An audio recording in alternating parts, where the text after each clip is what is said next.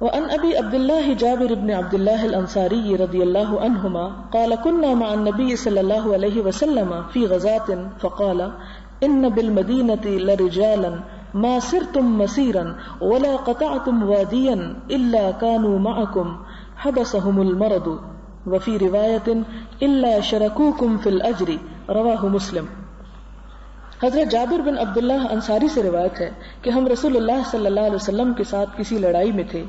آپ صلی اللہ علیہ وسلم نے فرمایا کہ مدینہ میں کچھ لوگ ایسے ہیں کہ تم جہاں سفر کرتے ہو اور جس وادی سے گزرتے ہو وہ تمہارے ساتھ ہوتے ہیں. ان کو مرض نے روک لیا. اور مسلم کے الفاظ میں کیا آتا ہے؟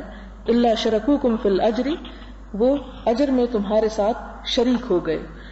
اب یہاں پر ہم دیکھتے ہیں کہ غزوہ تبوک جو ہے اس موقع پر یہ بات کہی گئی. غزوہ تبوک ایک بہت مشکل ترین حالات میں پیش آیا، جس کے بارے میں آپ قرآن پاک میں تفصیلاً پڑھیں گے سورۃ التوبہ کے اندر.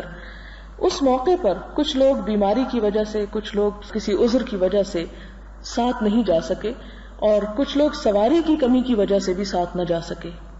اس پر وہ جب واپس پلٹے تو ان کی آنکھیں آنسو بہا رہی تھی اور ان کے دل کٹ رہے تھے کہ ہمیں یہ نیکی کرنے کا موقع کیوں نہیں مل رہا.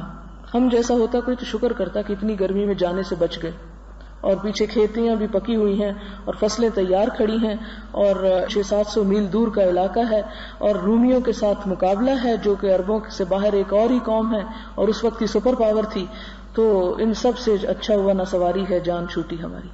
لیکن ان لوگوں کے اندر اتنا جذبہ اور اتنا شوق اور اتنی محبت تھی کہ اپنے گھر بار اور اپنا سب کچھ تیار فصل چھوڑ کر اور اپنی ہر چیز بھلا کر وہ پیدل چلنے کے لیے تیار ہو گئے. تو قرآن پاک میں بڑے خوبصورت انداز میں اس پر تبصرہ آتا ہے کہ جب تم ان سے کہتے تھے کہ میرے پاس کچھ نہیں کہ میں تمہیں اس پر سوار کروں، تو تم دیکھتے تھے کہ وہ لوگ جب پلٹتے تو ان کی آنکھیں آنسوؤں سے بھری ہوئی ہوتی تھیں کہ ہمارے لیے کوئی سواری کا انتظام کیوں نہ ہو سکا. اور یہی موقع ہے جب حضرت عثمان غنی رضی اللہ تعالیٰ عنہ نے 1000 گھوڑے، 70 اونٹ اور 1000 درہم نقد اللہ کے رسول صلی اللہ علیہ وسلم کی خدمت میں پیش کیے صدقے کے طور پر جنگ کی تیاری کے لیے. تو اس میں حضور صلی اللہ علیہ وسلم فرمایا کہ جن لوگوں کو بیماری یا کسی عذر نے روک لیا وہ لوگ اگرچہ یہاں نہیں آئے لیکن اجر میں تمہارے جتنا اجر پا گئے، بالکل شریک رہے. اب دیکھیں کہ اللہ کی یہ کتنی بڑی رحمت ہے کہ انسان ایک نیت اچھی کر لیتا ہے، اپنے اندر خلوص پیدا کر لیتا ہے، لیکن کام کا جب موقع نہیں بھی ملتا یا کوئی نیکی کرنے کا انسان کو اتفاق نہیں بھی ہوتا تو اللہ کی رحمت دور نہیں ہے، اللہ کی محبت دور نہیں ہے. اسے کیا غرض کہ ہم کیا کریں اور کیا نہ کریں. اگر ہم صدقہ خیرات کرتے ہیں تو اسے اس کی کیا پڑی؟ وہ کوئی محتاج ہے، کوئی فقیر ہے نعوذ باللہ کہ اگر ہم نہیں کریں گے تو وہ بھوکا رہ جائے گا، اس لیے وہ ہمیں بار بار کہتا ہے کہ صدقہ خیرات کرو. نہیں، وہ تو یہ دیکھتا ہے کہ ہمارے اندر کتنی محبت ہے، ہمارے اندر کیسا خلوص ہے، ہمارے اندر کیسے جذبات ہیں. اور اگر ہمارے جذبات اچھے ہیں اور کام کا موقع نہیں مل رہا تو اللہ تعالیٰ اس کی بھی قدردانی کرتا ہے اور فرماتا ہے کہ وہ لوگ جو وہاں چلے گئے اور طرح طرح کی انہوں نے مصیبتیں اٹھائیں اور طرح طرح کی مشقتیں اٹھائیں، یہ جو حقیقی عذر کی وجہ سے نہ جا سکے اجر میں برابر کے شریک ہو گئے. ان کے نامہ اعمال میں وہ سب کچھ لکھا جاتا رہا جو ان لوگوں کے وہاں پہنچ کر لکھا گیا.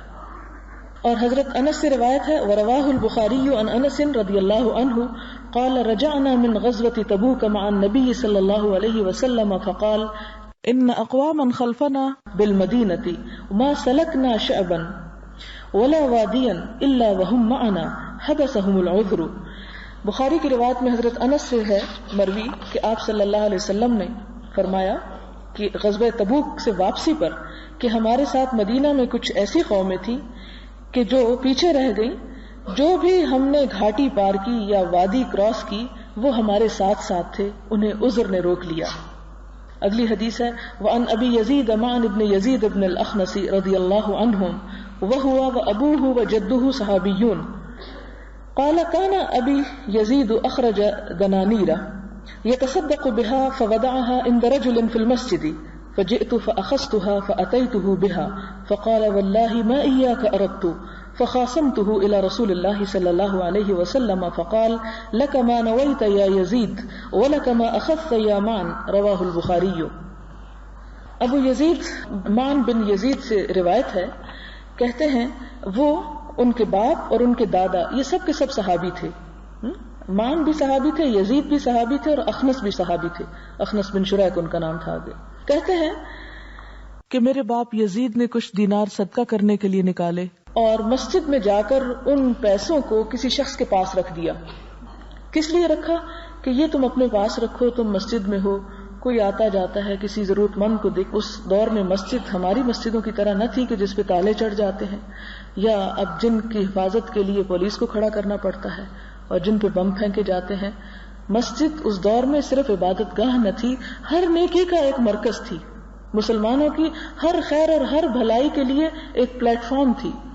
تو وہ جاتے ہیں اپنے پیسے لے کر, اور مسجد میں ایک شخص جو زیادہ عبادت گزار ہوگا, یا وہاں پر کوئی متجاور ہوگا, یا اس کا کوئی دیکھ بھال کرنے والا ہو گیا, اس کو دے دیے کہ تم اپنے پاس رکھو, اور جس کو بھی تم دیکھو کہ ضرورت مند ہے اس کو اس میں سے کچھ نہ کچھ دیتے رہا کرو. اب ہوا کیا؟ فجئت فاخذتها, میں آیا اور میں نے اس کو لے لیا. فاتيته بها فقال والله ما اياك اردت, یعنی بیٹا گیا, باپ نے جا کے پیسے رکھے ایک شخص کے پاس, بیٹا گیا اور اس نے اس شخص سے پیسے لے لیے.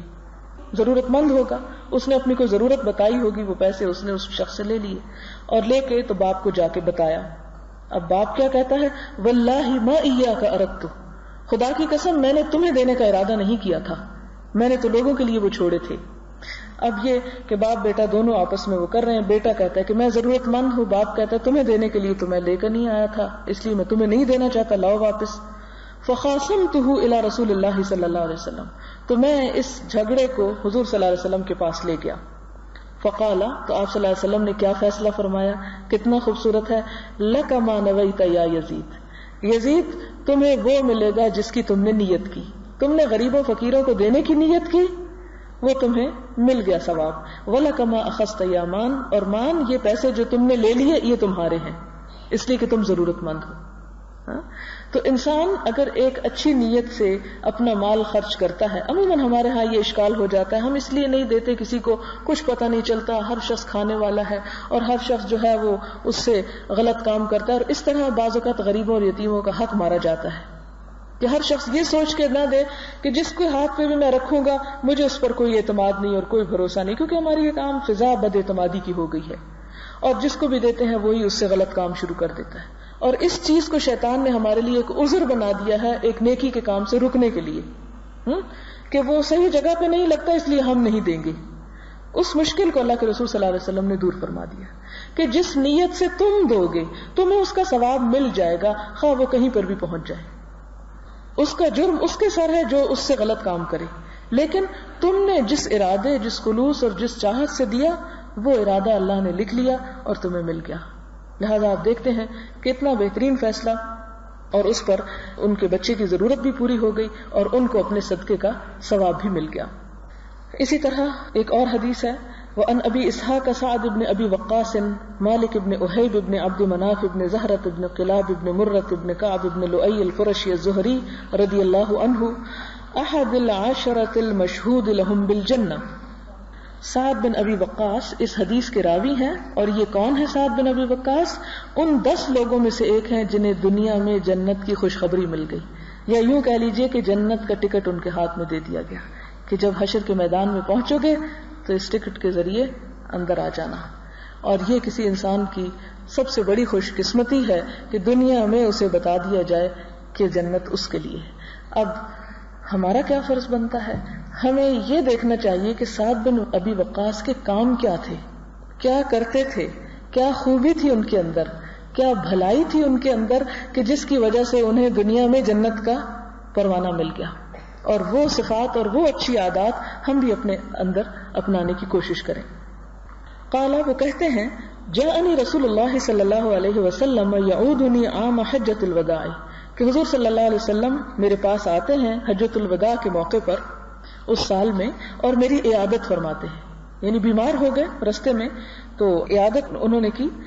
تو وہ کیا کہتے ہیں, من وجع اشتد بی فقلت, مجھے بڑی سخت تکلیف ہو گئی, تو اس تکلیف پر حضور صلی اللہ علیہ وسلم میرے پاس آ کے میرا حال پوچھتے ہیں. تو میں نے کہا, یا رسول اللہ انی قد بلغ بی من الوجع ما ترى, کہ اللہ کے رسول صلی اللہ علیہ وسلم مجھے جس قسم کی تکلیف اور درد ہے وہ تو آپ دیکھ ہی رہے ہیں. وَأَنَا ذُو مَالٍ اور میں صاحب مال انسان ہوں. وَلَا يَرِثُنِي إِلَّا ابْنَةٌ لِّي اور میری وارث میری ایک ہی بیٹی ہے. أَفَأَتَصَدَّقُ بِثُلُثِ مَالِي کیا میں اپنے مال کا 2/3 حصہ اللہ کی راہ میں خرچ کر دوں، صدقہ کر دوں؟ قال لا آپ نے فرمایا نہیں. قلت فالشطر تو کیا آدھا کر دوں یا رسول اللہ، اے اللہ کے رسول صلی اللہ علیہ وسلم؟ فقال لا آپ نے فرمایا نہیں. قلت فالثلث یا رسول اللہ، اے اللہ کے رسول صلی اللہ علیہ وسلم 1/3 1/3 کر دوں؟ قال الثلث ہاں 1/3 والثلث کثیر اور 1/3 بھی بہت ہے. او کبیر انک ان تذر ورثتک اغنیاء یہ بات کہیں بہتر ہے کہ تم اپنے وارثوں کو غنی چھوڑو، مالدار حالت میں چھوڑو. خیر من ان تذرہم عالۃ اس سے بہتر ہے کہ تم انہیں فقیر چھوڑ دو، انہیں ضرورت مند چھوڑ دو، یعنی ان کے حصے کا مال تم لوگوں کو دے دو اور وہ یتکففون الناس وہ لوگوں کے آگے، کف کہتے ہیں ہتھیلی کو، وہ لوگوں کے آگے اپنے ہاتھ پھیلاتے پھریں. وَإِنَّكَ لَن تُنفِقَ نَفَقَةً تَبْتَغِي بِهَا وَجْهَ اللَّهِ إِلَّا أُجِرْتَ عَلَيْهَا حَتَّى مَا تَجْعَلُ فِي إِمْرَأَتَكَ کہ اے سعد بن ابی وقاص کہ تم اللہ کی راہ میں کوئی بھی چیز جو خرچ کرو گے وہ اس پر جو تم اللہ کی رضا چاہتے ہوئے خرچ کرو گے تو اس کا تم کو اجر ملے گا، یہاں تک کہ جو لقمہ اپنی بیوی کے منہ میں ڈالو گے وہ اپنا فرض سمجھتے ہوئے اسے کھلاؤ گے، اس پر احسان کرتے ہوئے نہیں اور اس کو کوسنے دیتے ہوئے نہیں بلکہ ایک فرض سمجھتے ہوئے، تو اس کا بھی تمہیں ثواب ملے گا. یعنی انسان کا صدقہ صرف وہ صدقہ نہیں ہوتا جو انسان غریبوں اور فقیروں کو صرف دیتا ہے، بلکہ ان لوگوں پر بھی انسان جو کچھ خرچ کرتا ہے جن پر خرچ کرنا اس کی ذمہ داریوں میں سے ہے، تو ان کو اس لیے کھلائے، اس لیے ان کی ضرورت پوری کرے کہ یہ اللہ کا حکم ہے اور اللہ کی رضا چاہنے کے لیے، ان پر احسان کرنے کے لیے نہیں. تو اس کھلانے پر بھی خواہ وہ تم اپنی بیوی کو ہی کیوں نہ دو اس پر بھی تمہیں نیکی ملے گی، ثواب ہوگا. فقلت تو میں نے کہا یا رسول اللہ اخلف بعد اصحابی میں نے کہا اے اللہ کے رسول صلی اللہ علیہ وسلم کیا میں اپنے ساتھیوں کے بعد تک رہوں گا، یعنی بعض جو اور میرے ساتھی ہیں صحابہ کرام ان کے بعد تک رہوں گا؟ تو آپ نے کیا فرمایا؟ قال انک لن تخلف فتعمل عملا تبتغی به وجه الله الا ازددت به درجة ورفعة ولعلك ان تخلف حتى ينتفع بك اقوام ويضر بك آخرون اللهم امض لاصحابي هجرتهم ولا تردهم على اعقابهم لیکن البائس سعد بن خولة یرسی له رسول اللہ صلی اللہ علیہ وسلم ان مات بمکہ متفق علیہ.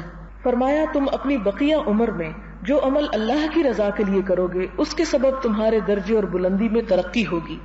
بہت ممکن ہے کہ تم زندہ رہو، یعنی ڈائریکٹ ان کے سوال کا جواب نہیں دیا بلکہ یہ کہا کہ ممکن ہے کہ تم زندہ رہو اور بعض کو تم سے فائدہ پہنچے اور بعض لوگوں کو تم سے نقصان. کن کو نقصان؟ دشمنوں کو. پھر آپ نے فرمایا اے اللہ میرے ساتھیوں کے لیے ان کی ہجرت آخر تک گزار دے، یعنی جب تک وہ زندہ رہیں ان کا اجر محفوظ رکھ، ان کو الٹے پاؤں نہ پلٹنا کہ وہ واپس مکہ جانے کی خواہش ان کے دل میں نہ رہے. لیکن بیچارے قابل رحم تو سعد ابن خولہ ہیں، ان پر رسول اللہ صلی اللہ علیہ وسلم ترس کھاتے تھے. کیوں؟ اس لیے کہ انہوں نے مکہ میں ہی وفات پائی تھی کہ انہیں ہجرت کا موقع نہ ملا. تو یہاں بھی اس پوری حدیث میں اصل اہم چیز جو الفاظ ہیں وَإِنَّكَ لَن تُنفِقَ نَفَقَةً تَبْتَغِي بِهَا وَجْهَ اللَّهِ إِلَّا أُجِرْتَ عَلَيْهَا کہ اللہ کی رضا کے لیے، اللہ کو خوش کرنے کے لیے تم ایک لقمہ بھی کسی پر خرچ کرو گے اس انسان سے بدلہ چاہنے کے لیے نہیں، اللہ سے جزا پانے کے لیے، اور اس لیے کہ اے میرے رب تو مجھ سے راضی ہو جائے، میں اس لیے کسی کو دے رہا ہوں تو اس پر اللہ تعالیٰ تمہیں اس کا بہترین اجر عطا فرمائیں گے. اس سے کیوں روکا گیا کہ انسان انسانوں کی خاطر نہ کرے؟ اس لیے کہ جب انسان اس لیے خرچ کرتا ہے کسی پر کہ اس سے بڑھ کر اس کو وہاں سے اس کا صلہ ملے تو اس کے دو نقصان ہیں. پہلا نقصان تو یہ کہ مال ہمیں اللہ نے دیا ہے، جو کچھ بھی ہے، کسی کے پاس تھوڑا ہے یا زیادہ، یہ سب خدا کی رحمت اور برکت اور نعمت ہے. وہ جو اس نے ہمیں دیا اس کو ہم کسی اور کے اوپر احسان جتانے کے لیے کیوں دیں؟ اس مال کا حق یہ ہے، اس کا شکر یہ ہے کہ ہم اسی کی خاطر دیں، اسی کو خوش کرنے کے لیے دیں جس نے وہ ہمیں دیا. دوسری بات یہ کہ انسان جب کسی انسان سے توقع رکھ کے اس کو دیتا ہے تو سب انسان محتاج ہے، سب ضرورت مند ہے. وہ اگر اس کی توقع کو پورا نہیں کرتا تو انسان کیا ہوتا ہے؟ ڈسہارٹ ہوتا ہے، اس کے اندر پھر بے چینی پیدا ہوتی ہے. جب انسان سے انسان کو صلہ جواباً نہیں ملتا تو آئندہ کے لیے انسان نیکی سے ہاتھ روک لیتا ہے. اللہ اپنے بندے سے یہ نہیں چاہتا کہ کوئی انسان نیکی سے ہاتھ روک لے صرف اس لیے کہ کسی انسان نے اس کو بہترین بدلہ نہ دیا، بلکہ اللہ تعالیٰ اس بدلے، اس اجر، اس ثواب کو اپنے ذمہ کر لیتے ہیں کہ تم میرے لیے کرو، دو اس بندے کو، لیکن یہ کیا ہو گیا؟ میرے ذمہ قرض ہو گیا اور اس کا بدلہ میں تمہیں دوں گا. اور آپ خود سوچیں کہ جس کو جزا اور جس کا بدلہ اور جس کا صلہ اللہ رب العالمین دے، اس سے بڑھ کر صلہ انسان کو کیا کوئی انسان دے سکتا ہے؟ کوئی بھی نہیں دے سکتا. اور یہ چیز انسان کے لیے بہت ہی ہمت افزائی کا باعث بنتی ہے. اس میں انسان کو اگر جواباً اس کا کچھ بھی صفر رزلٹ آتا ہے پھر بھی پریشانی نہیں ہوتی، اس لیے کہ وہ ضائع نہیں ہوا جو اس کے ہاتھ سے چلا گیا. ادروائز تو انسان کو اگر کچھ لگانے پر جواباً ملتا نہیں تو انسان کہتا وہ تو میرا ضائع ہی ہو گیا، اس کی بجائے وہاں دوں، حالانکہ وہاں ہو سکتا ہے کہ ضرورت ہی نہ ہو دینے کی. مجھے امید ہے انشاءاللہ عمل کے لیے اور نیت کی صفائی کے لیے کچھ نہ کچھ مواد ہمیں مل گیا ہے. اللہ تعالیٰ اسے ہمارے لیے محفوظ کرے اور ہم اس سے فائدہ اٹھائیں. ایسا ہے کہ اگر نیکسٹ ٹائم بھی آپ اپنی والیوم 1 اور ایک پینسل ساتھ لے آئیں، پڑھتے ہوئے کسی اہم چیز پر نشان لگانا چاہیں تو نشان لگا لیں. کسی چیز کی اگر آپ کو سمجھ نہ آئی ہو تو اس کو انڈر لائن کر لیں، یا اگر کوئی کمنٹ آپ اپنی طرف سے اس پر دینا چاہیں اپنی یادداشت کے لیے تو وہ آپ کو فائدہ دے گا بنسبت اس کے کہ آپ صرف سن کر چلے جائیں. تو یہ کتابیں اسی لیے اگرچہ تھوڑی سی تکلیف ہوگی اٹھا کے لانے میں، لیکن اس پہ بھی اجر ہے. سبحان اللہ وبحمدہ عدد خلقہ ورضا نفسہ وزنۃ عرشہ ومداد کلماتہ. سبحان اللہ العظیم. اللہم صل علی محمد وعلی آل محمد کما صلیت علی ابراہیم وعلی آل ابراہیم انک حمید مجید. اللہم بارک علی محمد وعلی آل محمد کما بارکت علی ابراہیم وعلی آل ابراہیم انک حمید مجید. ربنا آتنا فی الدنیا حسنۃ وفی الآخرۃ حسنۃ وقنا عذاب النار. یا رب العالمین، جس کام کی ابتدا آج ہم نے کی ہے اسے خلوص نیت کے ساتھ ہمیں کرنے کی توفیق عطا فرما، اور ہمارے اندر واقعی وہ صفت پیدا کر دے جو تو ہمارے دلوں کے اندر دیکھنا چاہتا ہے. اللہ ہمیں ان باتوں پر بھرپور عمل کرنے کی توفیق دے. یا اللہ اس کلام کو ہمارے دلوں کی رونق اور زینت بنا دے، ہمارے دکھوں اور دردوں کے مداوا کا ذریعہ بنا دے. یا رب العالمین اس کے ذریعے ہمارے درجات کو بلند فرما. اللہ جو لوگ آئے ہیں اور حضور صلی اللہ علیہ وسلم کی جو دعا ہے کہ نضر اللہ امرأ سمع مقالتی فوعاها، کہ اللہ اس شخص کا چہرہ بارونق کر دے جس نے میرے کلام کو سنا اور اسے یاد کر لیا. اللہ تو ہمیں واقعی حضور صلی اللہ علیہ وسلم کی اس دعا کا سبب بنا دے اور ہمارے لیے اس دعا کو ہمارے لیے ثابت کر دے، اور واقعی تو ہمارے چہروں اور ہمارے دلوں اور ہمارے عمل کو پرنور کر دے، اور حضور صلی اللہ علیہ وسلم کی حقیقی محبت ہمیں عطا فرما. آپ کے نقش قدم پر چلنے کی توفیق عطا فرما، ہمارے اندر اخلاص پیدا کر دے، اور جنہوں نے اس کام کو شروع کیا ہے اس کا انہیں بہترین اجر عطا فرما. اور جو لوگ اپنی تکلیف کر کے یہاں پہنچے ہیں ان کے ہر قدم پر ان کے لیے نیکی لکھ دے.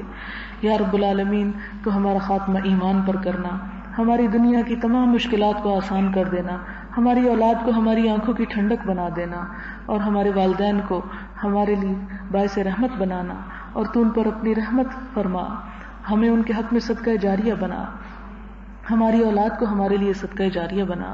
اللہ تو ہم سے راضی ہو جا، اللہ تو ہم سے راضی ہو جا، اور اپنے دیدار کا شوق عطا فرما اور ہماری قسمت میں اس کو لکھ دے. ربنا تقبل منا انک انت السمیع الدعاء وتب علینا انک انت التواب الرحیم. وصلی اللہ تعالی علی خیر خلقہ محمد وعلی آلہ واصحابہ واہل بیتہ اجمعین برحمتک یا ارحم الراحمین. الہی آمین.